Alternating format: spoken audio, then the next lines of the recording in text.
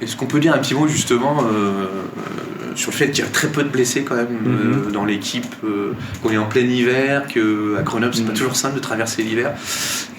Est-ce que déjà, forcément c'est un plus pour toi, mais ça veut dire c'est aussi la qualité des prépas physiques, du staff médical. C'est un tout. Après, pourtant on alterne un peu l'herbe, le synthétique, c'est vraiment pas bon, je dirais. Et c'est vrai que le fait d'aller sur le synthétique, des douleurs apparaissent sur certains joueurs. Maintenant, de s'entraîner sur un synthétique, surtout le nouveau qu'ils ont fait là-bas, pas celui qu'il y a au centre d'entraînement, on s'entraîne la réserve là. C'est bien mieux pour produire du football et jouer au football. Donc ça a des avantages d'aller sur le synthétique pour jouer au football, mais ça a des inconvénients parce que ça fait apparaître aussi des douleurs. Donc il faut jongler entre tout ça et c'est pas facile. Pour le temps, après pour l'histoire des blessures, après oui, ça c'est un tout.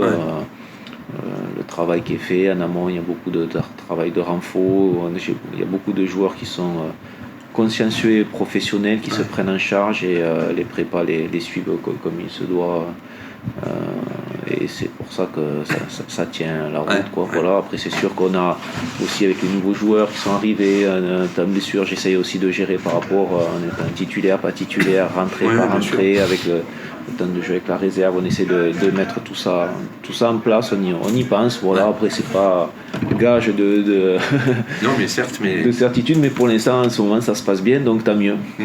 Je reste un peu sur ce thème-là, mais en plus avec les GPS à l'entraînement ou en match, est-ce que vous individualisez presque de plus en plus la prépa physique? Ça sert à ça, ça sert à ça. Maintenant, moi je regarde, mais c'est pas ça qui va me faire décider de tout. Voilà, je préfère garder encore mon œil d'entraîneur tout simplement, mais ça peut donner, ça forcément que ça donne des indications. Voilà, même les prépas nous disent bon, lui il est vraiment dans le rouge, ils font des RPE, des ressentis, donc voilà, même si on sait que les joueurs peuvent éventuellement gruger des RPE, mais ils ont tout à y perdre et ça se fait en bonne entente et ça se passe très bien. Voilà, je préfère. RPE, c'est quoi? C'est des notes par rapport à leur fatigue, leur sommeil, le ressenti des entraînements, la difficulté de l'entraînement.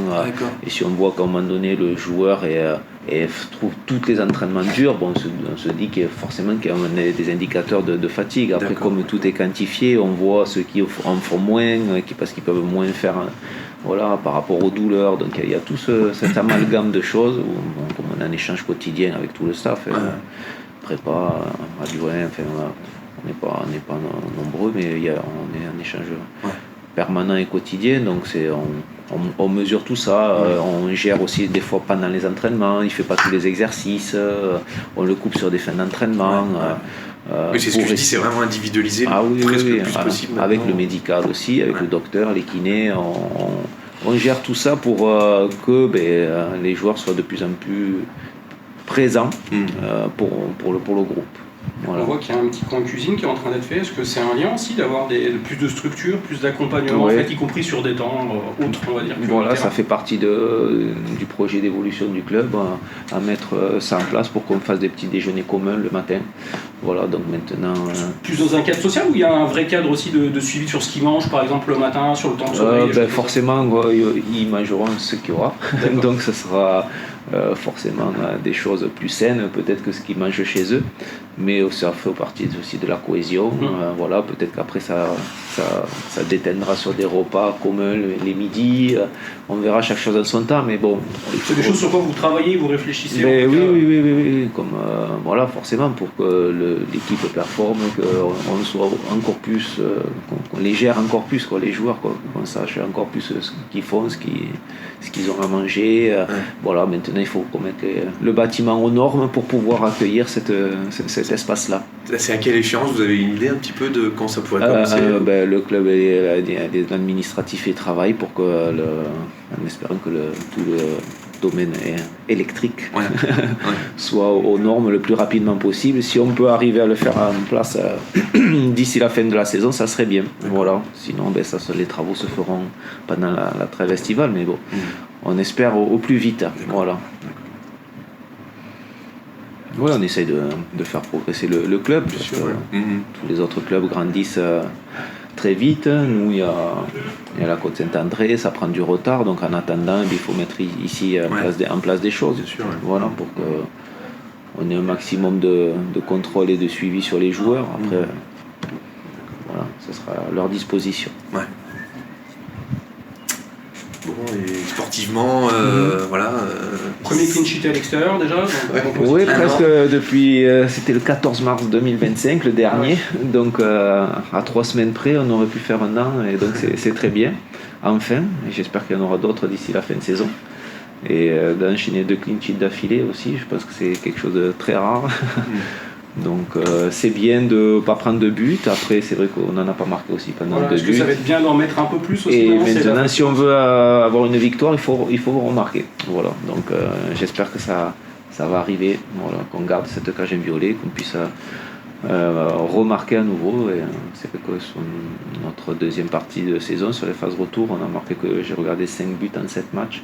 Ouais. Donc c'est un petit peu le bas qui blesse, je dirais. Est-ce que c'est parce que justement il y a plus d'efforts sur l'aspect défensif ou manque d'efficacité c'est peut-être un peu des deux. C'est voilà. On a vu que Diaby qui jouait plus en pointe dans l'ancien schéma de jeu, avec le nouveau schéma être plus sur le côté, ça ne va pas empêcher de marquer, mais peut-être qu'il a moins d'opportunités de marquer. Après, c'est aussi aux autres à prendre le relais. Elfège est parti, donc voilà, à JT qui n'a pas encore marqué, à Hugo Bonnet qui n'a pas encore marqué, et puis bon voilà, après le petit Arthur Lalias, Nestazaoui, bon voilà, il joue, et après c'est à faire en sorte que on se procure des situations, des occasions, il faut les mettre au fond. Voilà, même si sur l'avant-dernier match, forcément contre Reims, ça a été beaucoup plus compliqué d'avoir beaucoup de situations et d'occasions. Là, il y en a eu aussi, mais pas assez. Plus en deuxième mi-temps qu'en première mi-temps, on a eu de grosses situations, on n'a pas marqué malheureusement. Voilà, déjà se les créer pour avoir l'occasion de les marquer, et puis après être efficace. C'est toujours pareil. Pour prolonger la question de Fred, c'est vrai que les attaquants font beaucoup d'efforts, notamment défensifs. Est-ce qu'il y a un risque de perdre un peu en lucidité au moment du dernier geste? Oui, mais si on veut oui, mais si on veut, après on a des joueurs qui sont capables de le faire. Voilà, mais si on veut être efficace défensivement et pas prendre de but, il faut qu'il le fasse. Voilà, on ne peut pas se permettre d'eux. Et après, je sais très bien qu'on aura à un moment donné des occasions, des situations. Donc après, à eux avoir cette lucidité et ce talent pour pouvoir les mettre, au fond. Mais voilà, aujourd'hui, on doit être capable d'attaquer, de défendre. Et voilà, on ne peut pas se permettre de défendre à 9 tout un match et laisser 2 joueurs devant qui ne travaillent pas. Parce que c'est pas parce qu'ils vont pas travailler que peut-être qu'ils vont marquer pour autant. Voilà. Dans les joueurs que tu as cités qui doivent marquer, tu n'as pas cité Evans Morin? Oui, j'allais le dire. Tu vois, juste tu m'as dit, j'avais oublié Evans Morin dans les joueurs. Justement, quel regard un peu tu portes sur ta saison? Il fait des très bonnes rentrées en ce moment. Ouais. Est-ce que tu sens qu'il a aussi lui qu'il a franchi un petit cap peut-être sur l'année? Quel regard un peu tu portes sur son évolution? Je pense que le schéma de jeu lui ici est mieux. Sur un côté comme ça que lorsqu'il jouait à 2 devant, où il fallait avoir beaucoup plus de réflexion. Donc oui, forcément il a fait des entrées intéressantes, il a marqué à Pau, donc voilà, j'espère qu'il va continuer à être important comme il le fait sur sa dernière rentrée. Est-ce qu'il est loin d'une place de titulaire ou est-ce qu'il s'en rapproche? Il s'en rapproche comme surtout avec un suspendu, ça peut aider aussi à avoir un peu plus. C'est ça peut aider. On va pas avoir d'infos. Mais... non, vous savez très bien que il y a toujours un entraînement de. Bien sûr. Voilà, donc. En tout cas, il a plutôt marqué des points ces dernières semaines sur ses entrées. Oui, non, c'est vrai qu'il a eu un mercato hivernal compliqué et puis il se pose pas de questions et quand il rentre, une petite discussion. Et je trouve qu'il met tout en œuvre pour pouvoir essayer de répondre aux attentes. Voilà, c'est un joueur qui doit progresser comme beaucoup de nos joueurs sur plein d'aspects. Mais quand on lui dit quelque chose, il essaye de le mettre en place. Voilà. Alors, des fois c'est bien fait, des fois c'est mal fait, mais au moins il a le mérite d'essayer de mettre des choses en place pour progresser et je suis content pour l'équipe que ces entrées sont impactantes. Voilà. Que ça continue. Qu'ils soient utiles pour l'équipe, comme doivent l'être tous les joueurs. Ouais. Bon, c'est encore un rendez-vous, les leçons, tous on le sait, mais face à Boulogne qui peut quand même valoir cher. Voilà. Ben, comme tout concurrent direct au maintien, voilà, chaque match est important. C'est en plus à domicile, comme l'avait été Amiens, comme l'a été à Nancy aussi. Ce sont des concurrents directs, donc on sait l'impact que peut avoir une victoire face à cette équipe. Donc on va tout faire. Et on va tout mettre en œuvre comme on a essayé de le faire contre Amiens. Voilà, notamment puisque c'est un concurrent direct chez nous. Voilà, on sait que c'est une équipe qui est bien meilleure à l'extérieur qu'à domicile, très dangereuse, qui est sur 2 victoires à l'extérieur, à Saint-Étienne et à Pau. Donc voilà, ça montre la tâche qui nous attend, tout simplement. Voilà, qui est dangereuse rencontre, qui a un peu des caractéristiques similaires à nous, très généreuse. On l'a vu au match aller, on gagne 1-0, qui lâche rien, très très généreuse. Ce sont des valeurs du club, des valeurs du coach. Et nous, il faut qu'on tende à ça aussi de toute façon. Donc voilà, qui peut jouer dans différents schémas de jeu. On est prévenu, on le sait. Maintenant, c'est place au match. Et je pense que c'est l'équipe qui fera le moins d'erreurs qui devrait passer. C'est une équipe qui te surprend parce qu'ils ont une préparation très courte, ils ont été repêchés en de longtemps. Tu les attendais à ce niveau-là en début de saison ? Je ne me posais pas ce genre de questions en début de saison puisque je me concentre surtout sur notre équipe. Mais c'est vrai qu'elle a débuté difficilement, mais elle monte petit à petit en puissance. Elle a fait un mercato intéressant dans le recrutement aussi. Elle a essayé pendant longtemps des gardiens. Là, elle a recruté un autre gardien. Pour l'instant, ça se passe pas trop mal, puisqu'il faut une bonne phase retour. Disons qu'ils sont déjà mieux que nous sur la phase retour. Même si sur les 5 derniers matchs, je pense qu'on est à égalité en termes de points, mais sur la phase retour, ils sont mieux que nous. Donc voilà, ils ont pris aussi un nouvel attaquant, le Collier, qui leur fait du bien aussi. Un joueur assez complet. Voilà, voilà, ça lâche rien, donc et puis c'est la base. C'est la base. Voilà, ça défend, ça fait des efforts pour bien défendre, ça joue tous les coups offensifs à fond, et donc voilà, comme nous on doit faire. Voilà, comme l'on fait ces derniers temps, on essaie de jouer tous les coups à fond et on essaie d'être très solidaire. Voilà. C'est tout bon ? Impeccable. Très bien. Merci beaucoup. On peut peut-être commencer par ça d'ailleurs justement. Est-ce que tu peux un peu te présenter en quelques mots ton parcours Moi c'est Lucas Bernadou, poste milieu plutôt relayeur. J'ai commencé donc dans mon club, dans ma ville à Voisin-le-Bretonneux, dans le 78. Ensuite, j'ai fait les sélections pour Clairefontaine et j'ai été pris, donc j'ai passé les 2 ans de pré-formation à Clairefontaine. Ensuite, j'ai fait ma formation au PSG. Je suis parti après aux Pays-Bas, du coup j'ai fait 4 ans à Emmen, au club d'Emmen. Et ensuite, j'ai fait une saison en Grèce, à Volos, en première division. Qu'est-ce qui t'a manqué pour franchir le cap pour Paris Saint-Germain directement, selon toi PSG, la concurrence, j'imagine déjà forcément. Là, y a pas PSG c'était compliqué, il y avait du monde et j'ai fait une saison du coup avec la réserve. Et ensuite ils ont supprimé cette catégorie, donc on s'est un peu tous retrouvés à partir un peu partout. Donc voilà, c'était beaucoup de monde, c'était pas facile, c'est sûr. Pourquoi les Pays-Bas? Il n'y avait pas eu de projet en France qui était intéressant? Non, c'était clairement le meilleur projet. J'arrive là-bas, on est en première division, donc c'est sûr que pour moi c'était intéressant.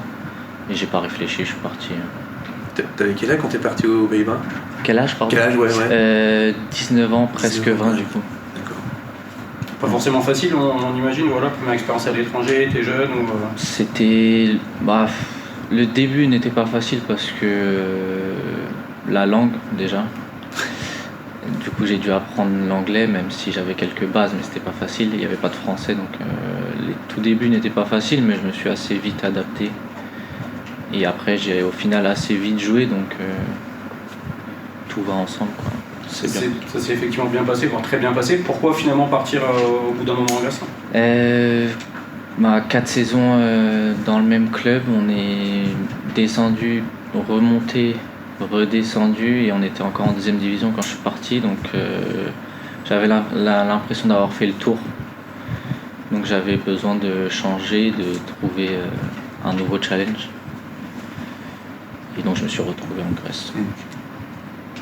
J'imagine que c'est des expériences qui construisent, qui font grandir vite quand même, au-delà du foot pur, hein, de partir comme ça tôt à l'étranger.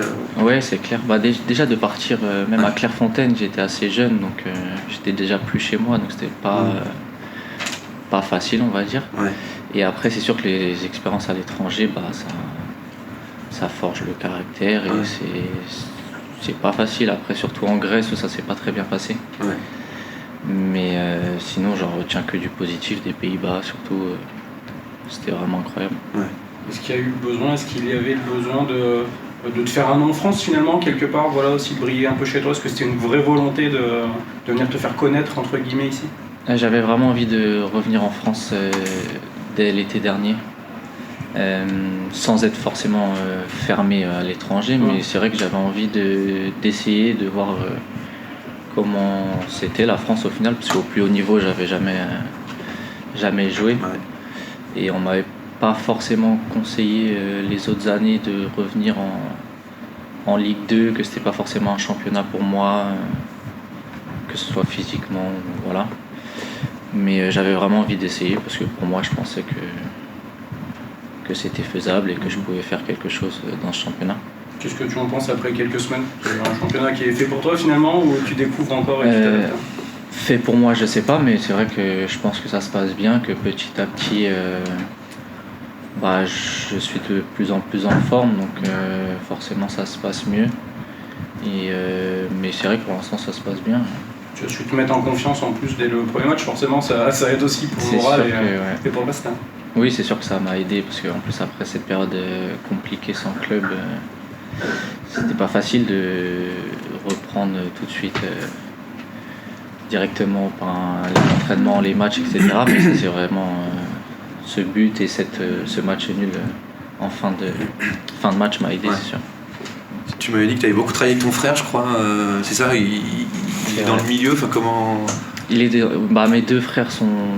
Mon père aussi, mais mes deux frères surtout sont dans le milieu du foot. Ils sont entraîneurs, ils ont fait des licences TAPS et tout, donc ils se connaissent pas mal. D'accord. J'avais aussi un préparateur physique, mais c'est vrai que j'ai fait énormément de séances avec un de mes deux frères surtout, parce que l'autre a moins de temps. D'accord. Mais on a beaucoup bossé, donc, et notamment on a pas mal tiré. Ouais. Donc il était content quand j'ai marqué. Ouais. C'est pas forcément un de tes points forts d'ailleurs, les frappes ou Alors, point fort non. Après c'est vrai que surtout aux Pays-Bas par exemple, je tirais rarement. J'avais rarement l'occasion de tirer, parce qu'au final à chaque fois que, enfin pas à chaque fois que j'ai tiré, mais quand je tirais c'était pas, enfin j'ai mis quelques buts de loin surtout, donc mais je tire rarement, c'est vrai. J'ai tiré rarement. Est-ce que tu peux décrire un peu ton jeu justement? Quel est ton poste précisément? Milieu polyvalent, plus 8, plus 6, comment tu définirais un peu tout ça? Moi je suis plus 6. J'ai pas mal joué. J'ai dit quoi? J'ai dit 6. Non, je suis plus 8, pardon.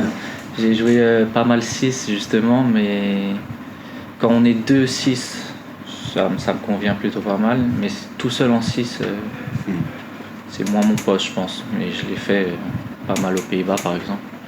Mais je préfère être plus relayeur, pouvoir me projeter. Voilà. Finalement, tu t'es imposé assez vite, puisque tu enchaînes les titularisations.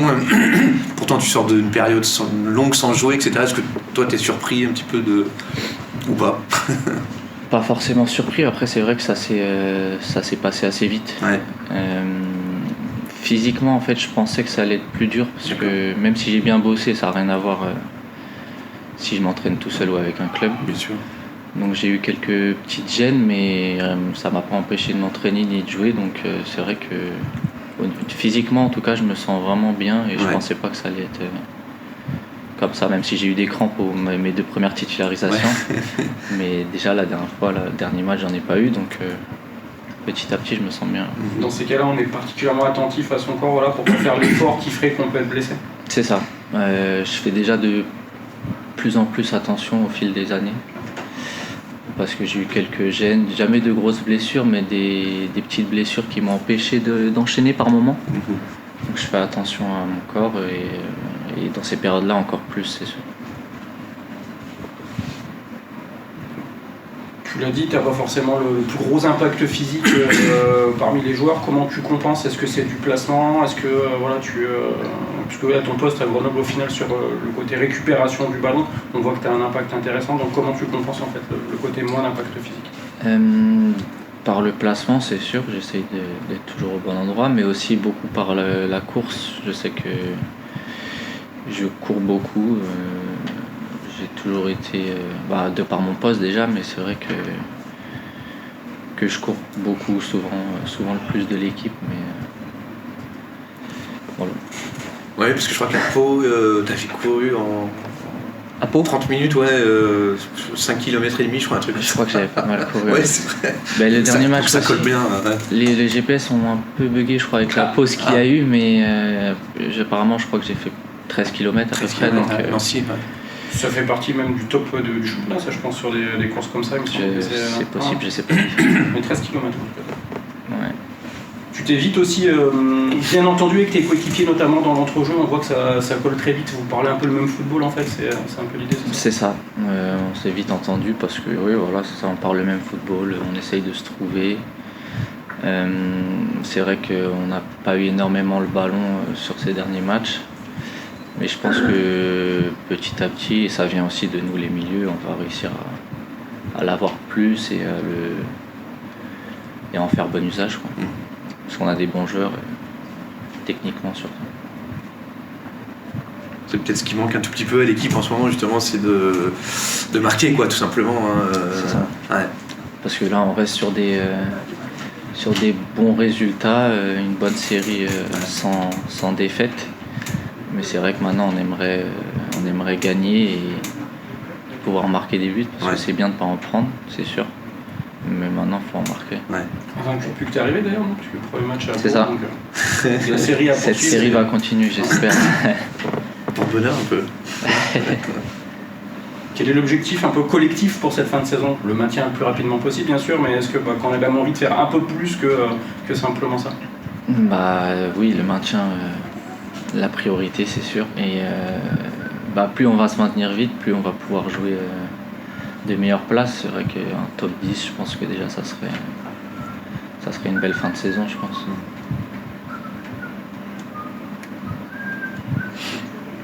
Parfait. C'est bon. Parfait, merci beaucoup. Merci beaucoup.